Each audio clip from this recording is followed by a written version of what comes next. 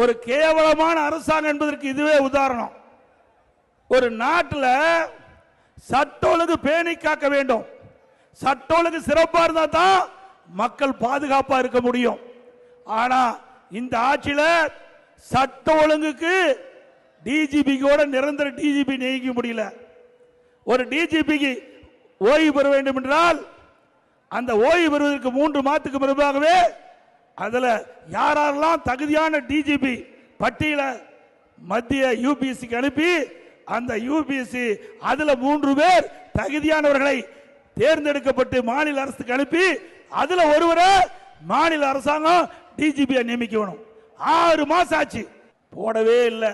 பிறகு அதுக்கு பொறுப்பு டிஜிபி போட்டாங்க சட்ட ஒழுங்கு. அவருக்கு உடம்பு சரியாத உடல்நிலை சரியாம மருத்துவமனைக்கு போயிட்டார். அதுக்கு ஒரு பொறுப்பு டிஜிபி.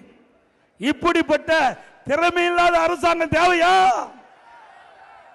ஏங்க சட்ட ஒழுங்கு பாதுகாக்கக்கூடிய நிரந்தர டிஜிபி நியமிக்க முடியாத கையிலாகாத முதலமைச்சர் இன்றைய முதலமைச்சர் ஸ்டாலின் அவர்கள்.